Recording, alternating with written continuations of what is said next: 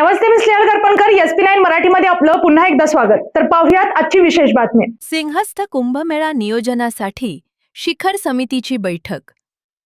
नाशिक येथे होणाऱ्या आगामी सिंहस्थ कुंभमेळ्याच्या तयारीसंदर्भात मुख्यमंत्री देवेंद्र फडणवीस यांच्या अध्यक्षतेखाली विधान भवन येथे सिंहस्थ कुंभमेळा शिखर समितीची महत्त्वपूर्ण बैठक पार पडली.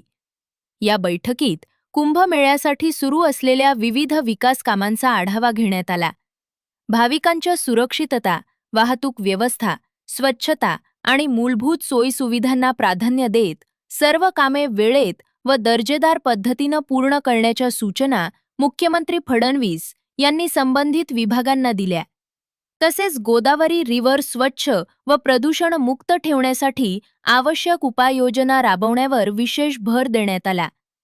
कुंभमेळ्यादरम्यान लाखो भाविक नाशिक येथे दाखल होणार असल्यानं पाणी पुरवठा, आरोग्य सुविधा, वाहतूक नियंत्रण आणि आपत्कालीन व्यवस्थेचं नियोजन अधिक सक्षम करण्याचे निर्देश देण्यात आले.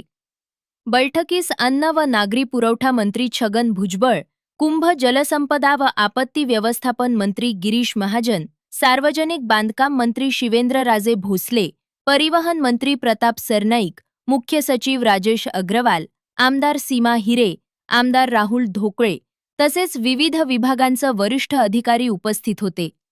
नाशिक मध्यच्या आमदार प्राध्यापक सौ देवयानी सुहास फरांदे यांनीही या बैठकीत सहभाग नोंदवला. सिंहस्थ कुंभमेळ्याच्या यशस्वी आयोजनासाठी शासन स्तरावर व्यापक नियोजन सुरू असल्याची माहिती यावेळी देण्यात आली.